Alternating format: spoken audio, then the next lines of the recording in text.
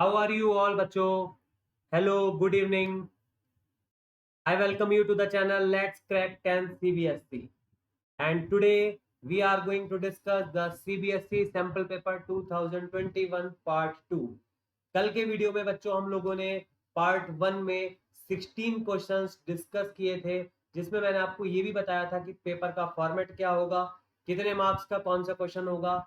आज हम लोग क्वेश्चन नंबर 17 से शुरू करने वाले हैं, जिसके अंदर बच्चों कुछ केस स्टडीज हैं और जिनको हमको करना है। बहुत मजा आने वाला है, एंड तक बच्चों वीडियो को देख लेना। एंड अगर मैं अपनी कुछ बात कर लूँ तो सभी को पता है that I am Shivam Agrawal and with more than 6 years of teaching experience and also motivational speaker and trainer. तो बच्चों आप लोग बहुत प्यार दे रहे हो, बस ऐसे ही आप लोग प्यार देते रहो, वीडियो को एंड तक देखते रहो, शेयर करते रहो। और मैं आप लोगों के लिए बहुत सारे चैप्टर्स बच्चों लेकर के आने वाला हूँ आगे की सीरीज में। इसके बाद बच्चों एक रिक्वेस्ट जो मैं आप लोगों से करना चाहूंगा वो ये कि ये बच्चों मेरा अनअकैडमी का प्रोफाइल है। यहाँ पर बच्चों इस फॉलोअर्स को आपको बढ़ाना है। कैसे बढ़ाना है वो मैं आपको अभी आगे वीडियो में बताऊंगा। पहले हम लोग पढ़ाई की कुछ बात कर लेते हैं। तो बच्चों ये है हमारा सैंपल पेपर 2020-2021 जो सीबीएसई की वेबसाइट पर अभी 1 या 2 दिन पहले ही अपलोड हुआ है। इससे हमें ये पता चलता है कि हमारे बोर्ड का एग्जाम का फॉर्मेट क्या होने वाला है। मैं एक बार आप लोगों को फिर से बता देता हूँ हमारे एग्जाम का फॉर्मेट क्या है। तो बच्चों इस बार जो हमारा पेपर होगा वो 2 सेक्शंस में डिवाइडेड होगा। पहला सेक्शन ए है और दूसरा सेक्शन बी है, जिसमें सेक्शन ए में भी 2 पार्ट्स होंगे, एक होगा फर्स्ट पार्ट, एक होगा सेकंड पार्ट। जिसमें फर्स्ट पार्ट में आपको 16 क्वेश्चंस दिए जाएंगे 1 मार्क ईच, जो कि बच्चों हम लोग कल के वीडियो में पूरा कवर कर चुके हैं। यहाँ से बच्चों आपके 16 मार्क्स पूरे हो जाएंगे अगर आपने ठीक से इन क्वेश्चंस को अटेम्प्ट किया तब। उसके बाद बच्चों आपको सेकंड पार्ट में मिलेंगी 4 केस स्टडीज। क्या मिलेंगी आपको फोर्थ पार्ट में? केस स्टडीज, जिसमें हर पार्ट में बच्चों 5 क्वेश्चन, 5 क्वेश्चन इसमें भी होंगे, 5 क्वेश्चन इसमें भी होंगे और 5 क्वेश्चन इसमें भी, जिसमें से आपको सिर्फ 4 ही क्वेश्चन अटेम्प्ट करने हैं। मतलब आप 4 इसमें अटेम्प्ट करोगे, 4 इसमें अटेम्प्ट करोगे, 4 इसमें अटेम्प्ट करोगे और 4 इसमें अटेम्प्ट करोगे, यानी कि आपको मिल गए यहाँ से भी बच्चों 16 मार्क्स। तो आपके पक्के हो गए बच्चों 32 मार्क्स। चलो यहाँ तक पास तो हो गए बच्चा लोग, है ना। लेकिन हम लोग को पास नहीं होना है, हम लोग को 100 में से 100 नंबर भी लाने हैं। इसके बाद बच्चों आगे की बात कर लेते हैं। जब इसके बाद आप, ये हमारा यहाँ तक हो गया, सेक्शन सेकंड तक हो गया, अब ये पार्ट बी रह गया है। अब स्टार्ट हो जाएगा ये पार्ट बी, और इसके अंदर बच्चों कितने क्वेश्चन आने वाले हैं आपके पास, ध्यान से देख लो। 6 question of 2 marks each, 2 into 6 यानी कि 12 मार्क्स का यहाँ से आ जाएगा। फिर यहाँ से 3 मार्क्स के आपके पास बच्चों आने वाले हैं 6 क्वेश्चन, सॉरी 7 क्वेश्चन। तो ये 21 मार्क्स आपके यहाँ से हो गए। इसके बाद आपके पास आएंगे बच्चों 3 लॉन्ग आंसर जो होंगे 5 मार्क्स ईच, ये हो गए 15 मार्क्स। यहाँ से अगर हम टोटल करें तो ये हो गया 8, हो गया 3 और 4, यानी कि 48 मार्क्स आपको देगा सेक्शन बी। यानी कि अगर हम लोग इसकी एक चेंज्ड समरी बनाए तो 32 मार्क्स आपको मिलने वाले हैं बच्चों, 32 आपको मिलने वाले हैं बच्चों सेक्शन ए से, और 48 आपको मिलने वाले हैं सेक्शन बी से। ये है हमारी बच्चों एक पेपर की क्विक समरी, जिसमें हमको ये पता चलता है कि कितने मार्क्स का क्या हिसाब किताब रहने वाला है। जो केस स्टडी है ना बच्चों, उसको भी बहुत ध्यान से देखना जरूरी हो गया है, क्योंकि केस स्टडी भी आपको 16 मार्क्स आपके कैरी करेगी इस बार। और इस केस स्टडी की खास बात यह है कि जैसे पहली जो केस स्टडी है जो मैं आपको पढ़ाने जा रहा हूँ, ये केस स्टडी बेस्ड है वॉल्यूम सरफेस एरिया। अब दिक्कत इसमें यह है कि बच्चों अगर आपको वॉल्यूम सरफेस एरिया नहीं आता है तो आपके चारों क्वेश्चन गलत होंगे, 4 के 4 नंबर आप अपने खो बैठेंगे बच्चों। इसलिए इस बात को इस बार विशेष आप लोग को ध्यान रखना पड़ेगा कि हर चैप्टर को बच्चों करके आना। और हम लोग पहले बेसिक का पेपर डिस्कस कर रहे हैं, और दोनों का बच्चों फॉर्मेट बिल्कुल सेम है, चाहे वो स्टैंडर्ड हो चाहे बेसिक हो। क्वेश्चंस का लेवल भले ही अलग होगा, वो भी हम लोग डिस्कस कर लेंगे अभी, इसके बाद स्टैंडर्ड भी सॉल्व करवाऊंगा, लेकिन फॉर्मेट एक ही है। उनके में भी 4 केस स्टडी है, आपके में भी 4 केस स्टडी है। उनके में भी टोटल 36 क्वेश्चन है, आपके में भी 36 क्वेश्चन है। उनके में भी section A section B section A 32 marks carry कर रहा है, आपके में भी सेक्शन ए 32 मार्क्स कैरी कर रहा है। तो बच्चों ध्यान से देखेंगे, अब अपने क्वेश्चन पेपर की तरफ हम लोग चल रहे हैं, और आपके सामने स्क्रीन पर क्वेश्चन पेपर बच्चों आ रहा होगा, जिसके 16 क्वेश्चन हम लोग कल के पार्ट में कर चुके हैं। जिन बच्चों ने भी वो वीडियो ना देखा हो, बेटा प्लेलिस्ट लिंक आपको डिस्क्रिप्शन में दे रखा है, वहां से जाकर के आप उस वीडियो पे आ सकते हो और वहां से उस पार्ट को देख सकते हो। आप बच्चों हमारे सामने आ गया है सेक्शन नंबर सेकंड, जिसमें हमें 17th क्वेश्चन आज करना है और एक बढ़िया सी आपको रेड फोर्ट की फोटो बेटा स्क्रीन पर दिखाई दे रही होगी। अब क्या कह रहा है ध्यान से समझो। कह रहे mathematics teacher of your school took her 10th standard students to show Red Fort. It was a part of their educational trip. The teacher had interest in history as well. She narrated the facts of Red Fort to the students. Then the teacher said, in this monument, one can find combination of solid figures. There are two pillars which are cylindrical in shape, also two domes at the corner which are hemispherical, and seven smaller domes at the center. Flag hosting ceremony on Independence Day takes place near these domes. क्या कहा जरा इसकी हिंदी भी कर लेते हैं बच्चों, ज्यादा तो अच्छी इंग्लिश नहीं है, फिर भी मैं कोशिश करूंगा। कह रहे मैथमेटिक्स टीचर ने अपने कुछ 10th क्लास के स्टूडेंट्स को रेड फोर्ट दिखाने ले गया। रेड फोर्ट मतलब लाल किला, सबको पता है क्या होता है। It was a part of their educational trip, ये उनका एजुकेशनल ट्रिप का एक पार्ट था। वहां पर क्योंकि वो टीचर यहाँ इसलिए लेकर के चला गया क्योंकि उसको हिस्ट्री में कुछ थोड़ा बहुत इंटरेस्ट था। उसने बच्चों को कुछ फैक्ट्स बताए। क्या फैक्ट्स बताए वो भी देख लेते हैं। She narrated the facts to the red of Red Fort student to students. Then the teacher set in this monument. आपके काम की चीज क्या है वो देखो। अब हमारे काम की चीज ये है कि दो पिलर हैं जो सिलेंड्रिकल है शेप में। दो पिलर हैं जो सिलेंड्रिकल है। देखो दिखाता हूँ आपको, कहाँ दिख रहे हैं आपको सिलेंड्रिकल पिलर। देखो एक ये पिलर है और एक ये पिलर है। दोनों पिलर कैसे है? सिलेंड्रिकल है। साफ साफ आपको दिखाई दे रहा है। ये इसकी बेटा आपको दिखाई दे रही होगी सब कुछ। फिर उसका कह रहे हैं दो डोम्स है कॉर्नर कॉर्नर पे। ये आपको दो डोम्स भी दिखाई दे रहे होंगे। ये हेमिस्फेरिकल है। और कह रहे हैं 7 स्मॉलर डोम्स भी है। ये देखो ये दिख रहा है आपको 7 स्मॉलर डोम्स। और इसके बीच में ये देखो हमारा बेटा इंडिया का झंडा, इंडिया का फ्लैग यहाँ पर होस्ट होता है, सबको पता है। हमारे मुद्दे की बात क्या है, हम क्या कर सकते हैं इसमें? हमें इसमें अब इसी का बेटा सरफेस एरिया से क्वेश्चन रिलेट कर दिया है और कह रहा है how much cloth material will be required to cover two big domes of each of radius 2.5। अब देखो यहाँ पर ये बार बार नहीं बताएगा कि डोम्स का शेप कैसा है। आपको डोम्स का शेप ऑलरेडी उसने बता दिया था, ऊपर हेमिस्फेरिकल है। आप बच्चा लोग इसमें क्या करोगे, ध्यान से देख लो क्या हमें दे रखा है इसमें। इसकी जो रेडियस है वो 2.5 कितनी है? रेडियस है बच्चा इसमें 2.5 मीटर। अब आपको बच्चों क्या करना है, इस पर जो है क्लॉथ चढ़ाना। क्या चढ़ाना है? क्लॉथ चढ़ाना। आप सभी को पता है हम इसको ऊपर से ढकेंगे तो नीचे के सरफेस से तो कोई मतलब होगा नहीं, ऑब्वियसली बात है। तो यानी कि हमें क्या निकालना है? C S A of hemisphere, C S A of hemispherical dome. ये बच्चों में फाइंड करना है। क्या फार्मूला होता है सबको पता है, 2 पाई आर स्क्वायर, यानी कि 2 इंटू 22.7 इंटू आर 2.5 इंटू 2.5। जब जो 2 से और मल्टीप्लाई कर लेते हैं, यहाँ लिख लेते हैं 2 हेमिस्फेरिकल डोम्स, क्योंकि डोम्स तो 2 है ना टोटल। तो 2 डोम्स का निकालेंगे तो 2 से इसमें बच्चों और हम लोग क्या करेंगे? मल्टीप्लाई कर देंगे। तो ये अल्टीमेटली कितना हो जाएगा बच्चों लोग? 4 पाई आर स्क्वायर। अच्छा पाई की वैल्यू कितनी लगानी पड़ी? 22.7 हमने लगा दिए बच्चों। अब इसमें कुछ कटवट तो रहा नहीं है, आप लोग ध्यान से देख लो। तो उसके डेसिमल्स हटा लो, थोड़ा इजी पड़ जाएगा। नीचे 100 लिख लो। 25 4 सा कितना होता है? सीधा सीधा 100 होता है। 2 2 सा कितना होता है? 4, और 2 से 2 को कट कर लो। तो आपके पास क्या बचा बच्चों? 22 इंटू 25/7। जैसा कि पीछे वीडियोस में कमिटमेंट है, कैलकुलेटर का नाम मैं खुद यूज करूंगा ना, आपको करने दूंगा बच्चों। ये कितना हो गया? 50।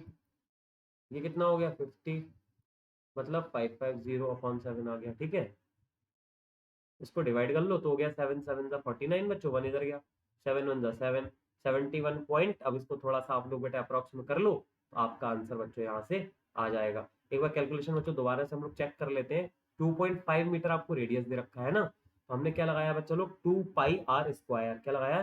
2 पाई आर स्क्वायर। तो ये क्या हो गया बच्चों हमारे पास? 4 पाई आर स्क्वायर। एक बार इसका कैलकुलेशन चेक कर लेते हैं। दोनों डेसिमल आता है, नीचे 100 आ गया। 25 4 से हमने 100 कट कर लिया। 2 से काटा, 2 2 हो गया। इस 2 से इस 2 को बच्चों हमने क्या करा? कैंसिल कर लिया।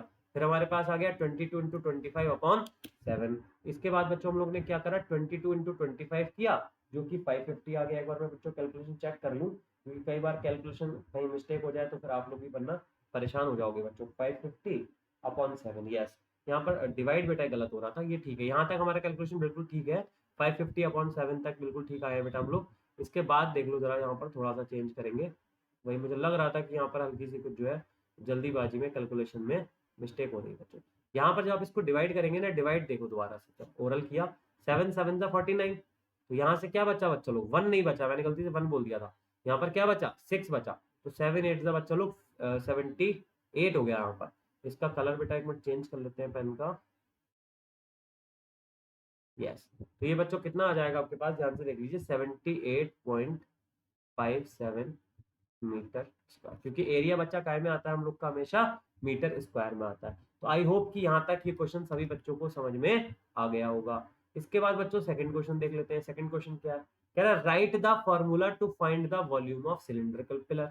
अभी आपको ओरल क्वेश्चन हो गया, आपको पता होना चाहिए क्या फॉर्मूला होता है।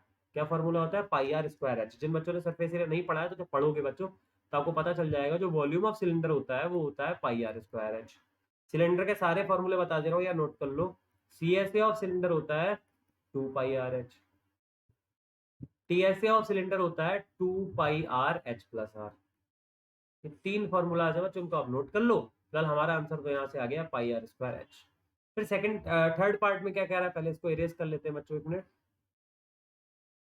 थर्ड पार्ट में हमसे कह रहा है find the lateral surface. Lateral का मतलब होता है cut surface area of two pillars if height of the pillar is 7 and radius is 1.4। देख लो जरा, रेडियस है 1.4 मीटर और हाइट है 7 मीटर। यूनिट देख लो, दोनों का सेम है, यस सेम है सर। अब लेटरल सरफेस एरिया निकालना है दोनों पिलर्स का। बहुत सिंपल है, पिलर कैसे सिलिंड्रिकल है, अभी फॉर्मूला बताया जस्ट अभी। क्या फॉर्मूला होता है सी एस ए का, 2 पाई आर एच। अब दो पिलर है तो 2 पाई आर एच एक और जोड़ लो, मतलब अल्टीमेटली कितना आ गया आपके पास, 4 पाई आर एच। पाई की वैल्यू कितनी लगाने को कहिए, नहीं कहिए तो कितनी लगाओगे आप लोग बाय डिफॉल्ट, 4 की वैल्यू। पाई की वैल्यू आप कितनी लगाओगे, 22.7। आर कितना है 1.4, एच कितना है 7, 7 से 7 कट हो गया, ये हो गया 88 इंटू 1.4। 88 इंटू 1.4 बच्चा लोग जल्दी से करके बताओ कितना आ रहा है। 8 4 जा 2, 8 1 जा 8, 8 प्लस 3 11, इधर से भी आ गया 112, ये हो गया 2 3 1 2, यानी कि बच्चा लोग हमारे पास आ गया 123.2 मीटर स्क्वायर। चेक कर लो, आंसर आपका बच्चों बिल्कुल करेक्ट होगा ये। इसके बाद हमसे लास्ट पार्ट में कह रहा है इसका ऑप्शन यानी कौन सा करेक्ट हो। देखो एमसीक्यू है वैसे भी क्वेश्चन ये, इसका आंसर 78.57 था, है ना। अगर हमारा 71 आ रहा था तो आपको पता चल जाएगा गलत हो रहा है। अच्छा, आप कह रहे हैं how much is the volume of hemisphere, ये यहीं पे निकाल देते हैं। वॉल्यूम ऑफ हेमिस्फीयर का क्या फॉर्मूला होता है बच्चों, पहले इसको इरेज कर लेते हैं एक मिनट हम लोग। वॉल्यूम ऑफ हेमिस्फीयर का क्या फॉर्मूला होता है बच्चों लोग बताओ। हेमिस्फीयर देखा है ना सबने, स्फीयर का आधा आधा नींबू देखा है कभी कटा हुआ, दैट इज हेमिस्फीयर। तो क्या निकालना है हमें, इसका वॉल्यूम निकालना है। क्या फॉर्मूला होता है, 2/3 pi R, that is 2/3 into 22/7 into R. कितना है बच्चों लोग, आर है हमारे पास 3.5, यानी कि 3.5 की 3 बार मल्टीप्लाई करनी है। तो ये हो गया 70.5, ये हो गया 44, ये हो गया 0.5 का मतलब 1/2, ये हो गया 3.5 इंटू 3.5 और अपॉन में 3 भी है अभी, ये 2 से इसको काट लो बेटा, कितना हो गया 22। अब ये हो गया हमारे पास 22 इंटू 3.5 इंटू 3.5 अपॉन 3। अब बेटा कट तो ये वैसे भी रहा नहीं है आपका, है ना। तो इसको एक मिनट पहले हम लोग सॉल्व कर लेते हैं क्या आंसर आ रहा है, फिर मैं आपको क्या इसका कैलकुलेशन भी बता दूंगा। 28 इंटू 3.5 इंटू 3.5, ये आ गया बेटा यहाँ से 269.5 अपॉन 3। बट इसको जब हम 3 से डिवाइड मारते हैं तो हमारे पास आंसर क्या आ रहा है, देख लेते हैं एक बार पहले। डिवाइड बाय 3, तो आंसर आ रहा है 89.83। पहले तो हम लोग आंसर मैच कर लें अपना, है ना, फिर इसकी कैलकुलेशन भी सिखाते हैं वही। आंसर आ रहा है 89.83 मीटर क्यूब, क्योंकि वॉल्यूम आता है क्यूब में। देखो ऑप्शन में है क्या, yes, last one is the option. अब इसको कैसे निकालेंगे वो भी हम लोग देख लेते हैं इसका कैलकुलेशन बच्चों। यहाँ से तो यहाँ से देखो 3.5 इंटू 3.5 और 22 है, तो आपको क्या करना है, यहाँ पर इजी ट्रिक बता रहा हूँ। देखो मैं इसका पॉइंट हटा लो, यहाँ से इसका भी हटा लो, तो नीचे आपके पास 100 आ जाएगा। और यहाँ पर क्या करो आप इसको, 5 7 जा 5 20 जा 5 7 जा 5 4 जा। आ रही बात समझ में आपको। तो ऊपर आपके पास क्या आ गया बच्चा लोग, 22 इंटू 49 और अपॉन में क्या आ गया 12 आ गया। अब इजी क्यों कह रहा हूँ मैं इसको, क्योंकि ऊपर 3 बार मल्टीप्लाई करनी पड़ जाती है वरना आपको। अब 49 इंटू 11 करना और सीधा डिवाइड बाय 6 कर देना, सीधा आपका ये आंसर बच्चों यहाँ से आ जाएगा। इसके बाद बच्चों इसका लास्ट पार्ट भी देख लेते हैं, लेकिन ये याद रखना एग्जाम में आपको सिर्फ 4 ही पार्ट अटेम्प्ट करने हैं। अभी आपकी अपनी चॉइस है कि आप कौन से 4 पार्ट बच्चों अटेम्प्ट करते हो। इट्स योर चॉइस कि आप इसमें बच्चों कितने पार्ट्स अटेम्प्ट करना चाहते हो। अगर आप सारे पार्ट्स अटेम्प्ट करना चाहते हो तो नहीं, 4 ही अटेम्प्ट करने हैं। कोई भी 4 कर लो, हमने 4 कर लिए लेकिन हम आपको 5वां भी अटेम्प्ट करवा देते हैं। 5वें का क्या आंसर आता है देख लेते हैं। कह रहा है what is the ratio of sum of volumes of two hemispheres of radius 1 centimetre each to the volume of sphere of radius 2 centimetre. बहुत आसान है। कह रहा रेशियो बताओ sum of volume of 2 hemisphere जिसकी रेडियस 1 है। तो कर लो सम, क्या हो जाएगा 2/3 पाई आर क्यूब, ये फिफ्थ पार्ट है, और प्लस 2/3 पाई आर क्यूब, यही तो होगा। अच्छा तो ये क्या हो गया 2/3 पाई, कॉमन ले लो, यहाँ पर R1 नहीं, R दोनों का सेम ही है। R कितना है अल्टीमेटली ये बताओ, ये ऐड करोगे अब कितना आ जाएगा यहाँ पे 4 आ जाएगा 4/3, और R1 है तो ये 4/3 पाई आ गया तुम्हारे पास। अच्छा फिर क्या कह रहा है, कह रहा है इसका रेशियो लेना किसके साथ, वॉल्यूम ऑफ स्फीयर के साथ। तो वॉल्यूम ऑफ स्फीयर क्या होगा, वो होगा बच्चों 4/3 पाई आर क्यूब। इसका आर कितना है भाई, इसका आर है 2, तो ये हो गया 2 का क्यूब, मतलब ये हो गया 4/3 पाई इंटू 8। यहाँ तक आ रहा है समझ में। अब हमें क्या लेना है बच्चा लोग, इसका रेशियो लेना है। तो रेशियो कैसे लोगे देखो इधर, रेशियो कैसे लोगे 4/3 पाई अपॉन 4/3 पाई इंटू 8, तो ये कट गया, ये कितना आ गया 1/8, क्या आ गया 1/8। तो 1/8 इसका बेटा करेक्ट आंसर होगा। आप लोग ऑप्शन में हम लोग देख लेते हैं इसका कौन सा ऑप्शन करेक्ट दे रखा है। देखो ये सेकंड ऑप्शन बेटा हमें दे रखा है 1/8, ये इसका करेक्ट आंसर है। अब नेक्स्ट वाले पे आ जाते हैं, कोऑर्डिनेट ज्योमेट्री का क्वेश्चन है क्योंकि इसको बड़ा ध्यान से देख लेते हैं। नेक्स्ट पार्ट में आपसे क्या कह रहा है, कह रहा है class 10th students of secondary school in Krishnanagar have been allotted a rectangular plot for land for gardening activity.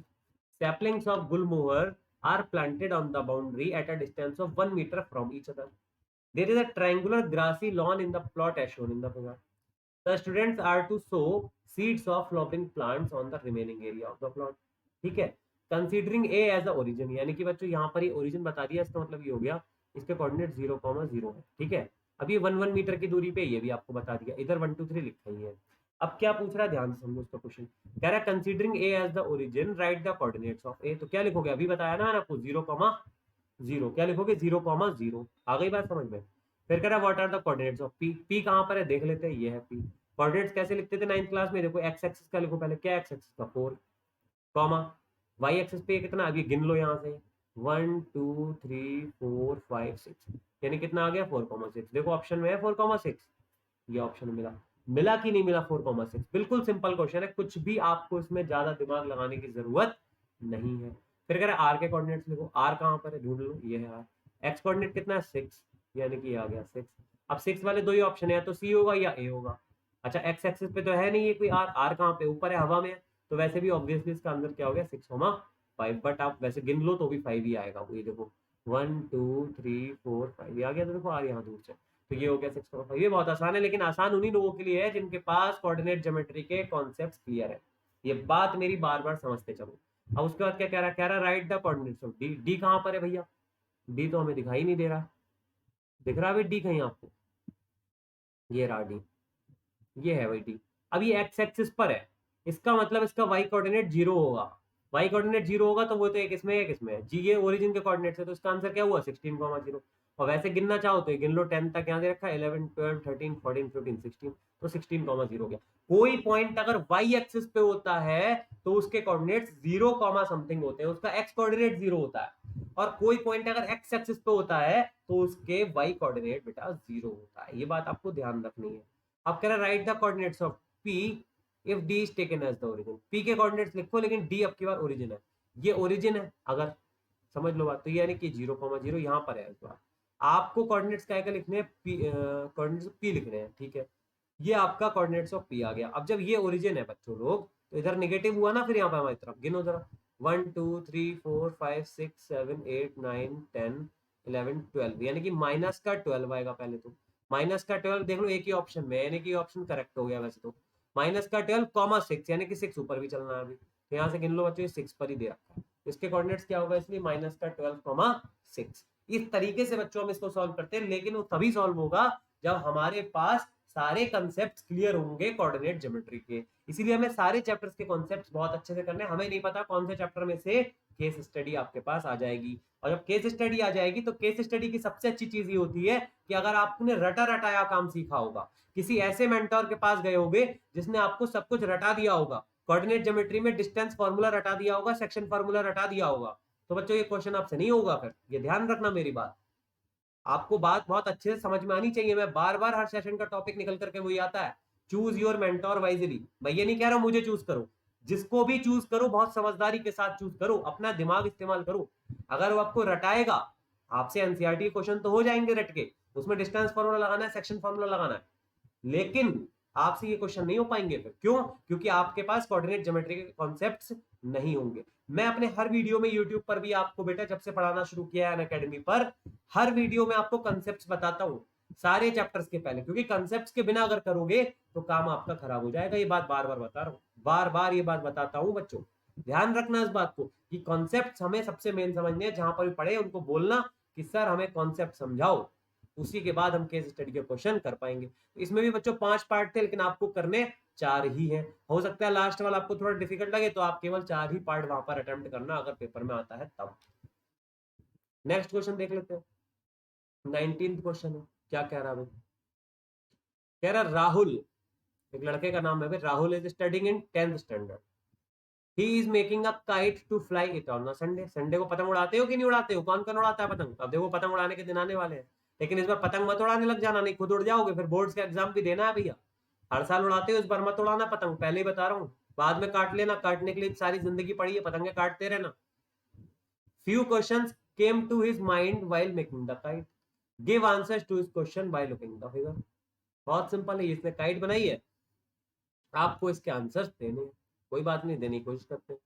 कह रहा Rahul tied the sticks at what angles to each other. आपको दिखाई दे रही होंगी बच्चों, ये जो दोनों स्टिक्स इसने जोड़ी हैं कैसी हैं? यहाँ पर ये म्यूचुअली परपेंडिकुलर आपको दिखाई दे रही होंगी, 90 डिग्री, यानी कितना एंगल बन रहा है इसके साथ में? 90 डिग्री का बच्चों यहाँ पर एंगल इसके साथ में बन रहा है। फिर कह रहा है which is the correct similarity criteria applicable for the smaller triangles at the upper part of the kite. अब upper part of the kite में जो आपको दो ट्रायंगल्स दिखाई दे रहे हैं, इसमें आपके पास कौन सा क्राइटेरिया आ रहा है बच्चों? हम कौन सा क्राइटेरिया यूज कर सकते हैं? ठीक है, तो इसमें आप कौन सा क्राइटेरिया यूज कर सकते हो? देखो आरएचएस तो होगा नहीं। क्यों नहीं होगा? क्योंकि आरएचएस के लिए हाइपोटेन्यूज भी इक्वल होनी चाहिए। हाइपोटेन्यूज 90 के सामने वाली ये अलग है, दूसरे की अलग है, तो पॉसिबिलिटी नहीं है यहाँ पर। इसके बाद कह रहा है एस ए एस। अब एस ए एस हो भी सकती है, नहीं भी हो सकती है, हमें देखना पड़ेगा। देखो ये एस ए एस बच्चों मेरे हिसाब से हो सकती है। क्यों हो सकती है? देखो ध्यान से, ध्यान से देखना, तभी समझ में आएगा, वरना समझ नहीं आएगा। ये दो ट्रायंगल हमने ले रखे हैं ऊपर के, ठीक है, एक एक साइड आप देख लो, दोनों में इक्वल है इक्वल। उसके बाद एक साइड बच्चों कॉमन भी आ रही है, आ रही है, और ये एंगल बच्चों दोनों में इक्वल आ रहा है, ईच 90 है। एक एक एंगल इक्वल है, एक साइड आ रही है और एक साइड इक्वल है, तो एस ए एस बच्चों इसमें हो सकती है। समझ आ रही है? इसके बाद कह रहा है एस एस ए, तो पहली बात तो बच्चों कोई कॉन्ग्रुएंसी नहीं होती, ये भी मैं आपको बता दूं कि एस एस ए कोई कॉन्ग्रुएंसी नहीं होती है। ये बात बार बार समझ लेना, एस एस ए कोई कॉन्ग्रुएंसी नहीं होती। कितनी कॉन्ग्रुएंसी होती है? एस ए एस होती है, ए एस ए होती है, ठीक है, एस ए एस होती है, सॉरी एस एस तो मैंने लिखी थी, ए एस ए होती है, ए एस बी होती है, ठीक है, ये सब कॉन्ग्रुएंसीज होती हैं इसके अंदर। अब इसके बाद कह रहा है ध्यान से समझना बच्चों, तभी समझ में आएगा, वरना समझ में नहीं आएगा। कह रहा है sides of two similar triangles are in the ratio 4:9। चलो बहुत अच्छी बात है। कह रहा है करस्पॉन्डिंग मीडियंस का क्या रेशियो होगा? देखो जब आप बच्चों ट्रायंगल चैप्टर पढ़ोगे ना, ट्रायंगल चैप्टर बहुत डीप में है ऑलरेडी, तो यहाँ पर मैं आपको बहुत ज्यादा डीप डिस्कशन इसका अभी नहीं करवाऊंगा, वरना आपका दिमाग घूम जाएगा। अभी आप लोगों ने आई होप कि ट्रायंगल चैप्टर नहीं पढ़ा होगा, तो इसका आंसर फिलहाल 4/9 ही आएगा। क्यों आएगा? क्योंकि जो साइड्स का रेशियो होता है बच्चों, वही उसके कॉरेस्पॉन्डिंग मीडियंस का रेशियो होता है। इस पर पूरी पूरी थ्योरम्स हैं, जब मैं डिटेल में चैप्टर पढ़ाऊंगा तब आपको सारी चीजें वहां पर बेटा ये बताई जाने वाली है। फिर कह रहा है in a triangle if square of one side is equal to the sum of the square of two sides, then the angle opposite to the first side is right angle, then this theorem is called. देखो अब अगर इसको पलट करके कहता, पलट करके क्या कहता, अगर ये कहता कि भैया ऐसा है कि जो है एक राइट एंगल है, उसके उसमें जो है अगर हम कहते हैं कि square of one side equal होता है sum of square of the other two sides, तो पाइथागोरस थ्योरम होती है। यहाँ पर इसने रिवर्स ऑर्डर में कहा, यहाँ पर कहा one if square of one side is equal, मतलब स्क्वायर ऑलरेडी इक्वल है तो वो राइट एंगल होगा, तो ये हो जाता है बच्चों कन्वर्स ऑफ पाइथागोरस थ्योरम। फिर वही बात, जब आप ट्रायंगल्स पढ़ोगे तब मैं आपको इसका डिटेल में बच्चों सॉल्यूशन बताऊंगा। थेल्स थ्योरम तो बेटा ये होती ही नहीं है। थेल्स थ्योरम तो बेसिक प्रोपोर्शनलिटी थ्योरम आपके पास एक मिलेगी आपको, बीपीटी जिसको हम कहते हैं, जिसमें क्या कहता है, वो ये कहता है कि अगर कोई लाइन पैरेलल है, बहुत डिटेल में जब बताऊंगा तो उसका कुछ रेशियो इक्वल होता है, उसको अभी डिटेल में चर्चा करने से कोई फायदा नहीं है, क्योंकि मुझे पता है मोस्टली बच्चों ने अभी वो सारी चीजें नहीं पढ़ी हुई है। ठीक है, ये बात आ रही है आपको समझ में? अब कह रहा है what is the area of the kite formed by two perpendicular sticks 6 and 8। अब परपेंडिकुलर जो स्टिक्स है अगर वो 6 और 8 है, तो बताओ भैया कितना इसका जो है वो एरिया आएगा। तो कुछ दिक्कत वाली बात नहीं है बेटा, इसमें कितना एरिया आएगा आप सिंपली इसको निकाल सकते हो। देखो क्या दे रखा है आपको, 8 दे रखा है और यहाँ पर 6 दे रखा है। ट्राइंगल चैप्टर पर हम लोग चर्चा ही पूरी बाद में करेंगे, क्योंकि चैप्टर ही अपने आप में बहुत ही इंटरेस्टिंग चैप्टर है, बहुत ही लेंथी चैप्टर है, कोई छोटा मोटा चैप्टर नहीं आप सोचो ऐसे निपटा लो, इसमें बहुत डिटेल में जाना पड़ेगा हम लोग को। बट यहाँ पर मैं आपको सिर्फ इसका डायरेक्ट आंसर बता देता हूँ, और इसका आंसर आएगा 48 सेंटीमीटर स्क्वायर। जब हम लोग ट्रायंगल चैप्टर करेंगे तब इसके डिस्कशन थोड़ा डिटेल में लेकर के जाएंगे। नेक्स्ट केस स्टडी आ गई है बच्चों, बहुत अच्छी, इसको भी जरा ध्यान से देख ले। पॉलिनोमियल पर बेस्ड ये केस स्टडी आपके सामने आ गई है बच्चा लोग। अब इसमें देखो बहुत ध्यान से समझने की बात है। Name the shape in which the wire is bent. अब आधे लोगों को शेप नहीं पता होगी, क्यों नहीं पता होगी, क्योंकि ये थोड़ा सा कहना चाहिए तो 10th से अगर हम बात करें तो थोड़ा सा लिटिल बिट थोड़ा सा एक्स्ट्रा क्वेश्चन हो गया अब ये।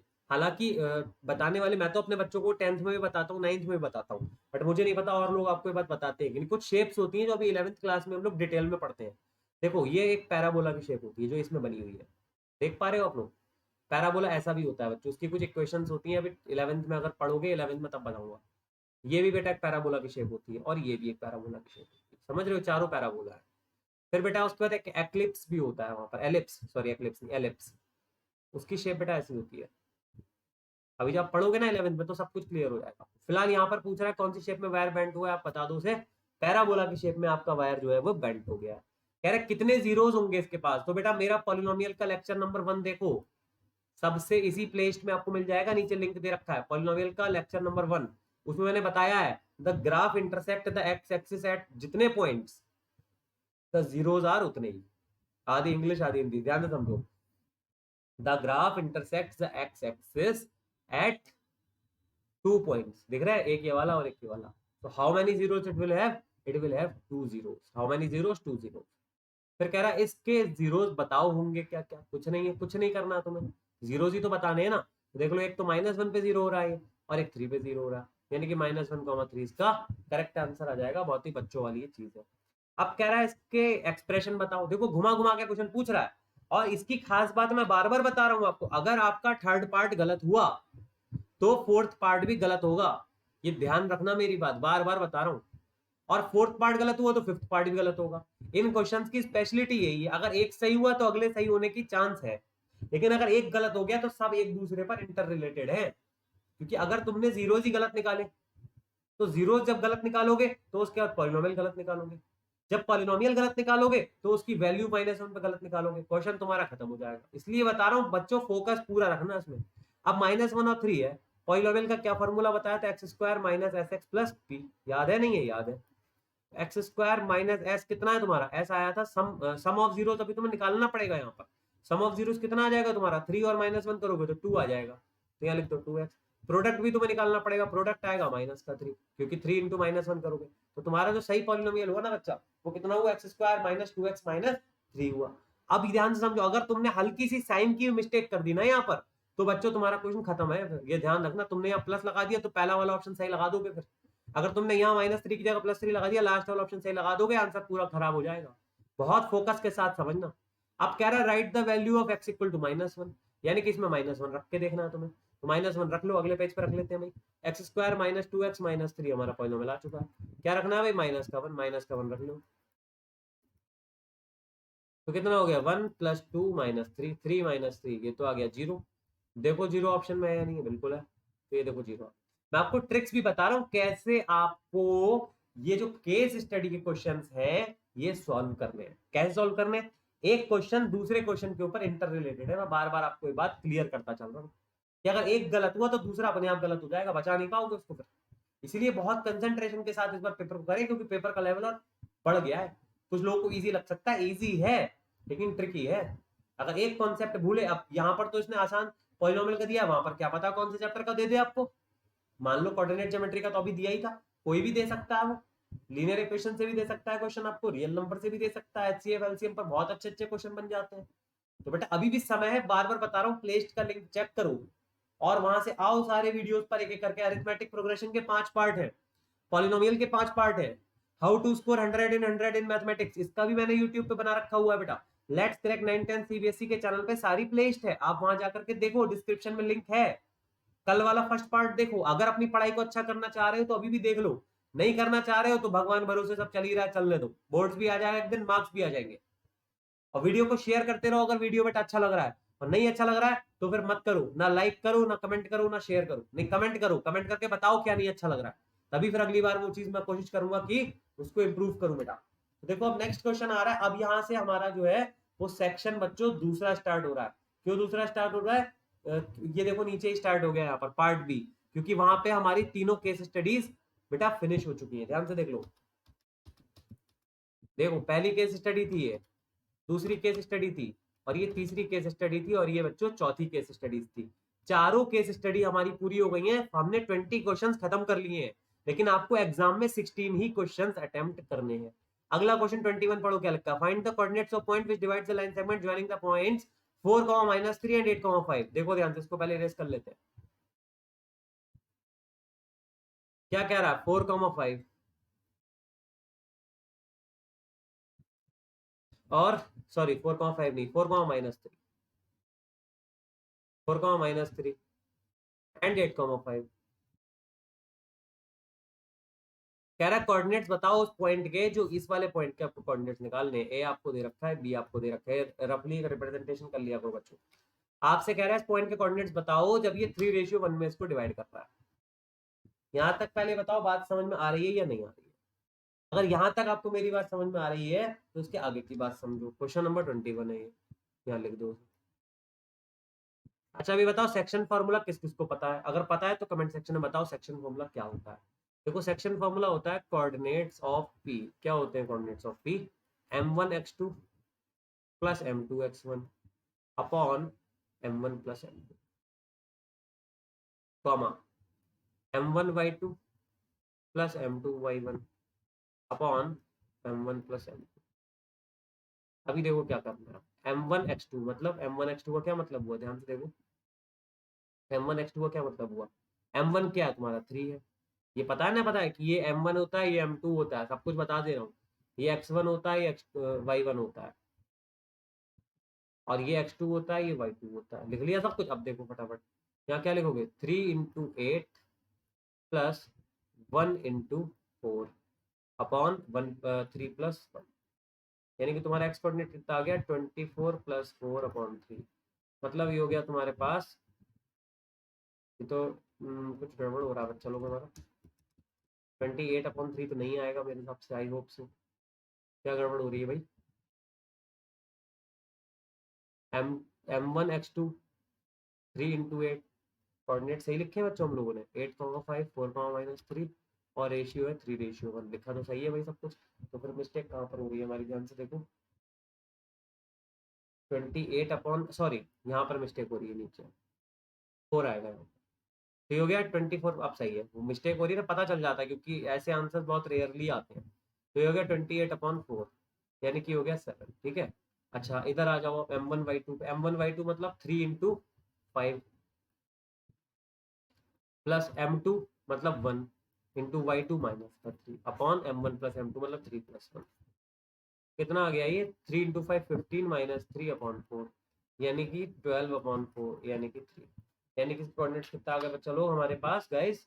7,3 is the correct answer of this question.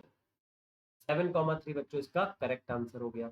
इसके बाद आगे चलते हैं नेक्स्ट क्वेश्चन की तरफ। इसी का बेटा एक चॉइस आपको दे रखी है, पहले इसको रब कर लेते हैं, वो भी हम लोग करेंगे, चॉइस भी करेंगे।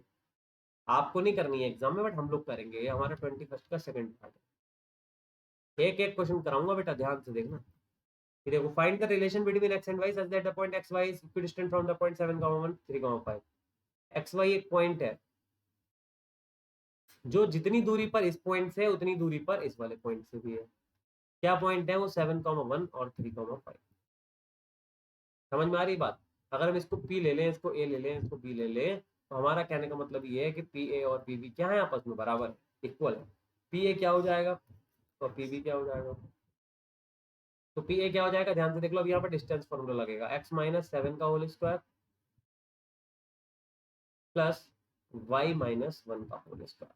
और पीवी क्या हो जाएगा आपका? x - 3 का होल स्क्वायर प्लस y - 5 का होल स्क्वायर। देखो डिस्टेंस फॉर्मूला सीख लो, नहीं पता है तो। कोई भी दो पॉइंट होते हैं ए बी, अगर तो इसके बीच में जो डिस्टेंस फॉर्मूला होता है वो क्या होता है बच्चों? A B equal to √x2 - x1 का whole square plus y2 - y1 का होल स्क्वायर।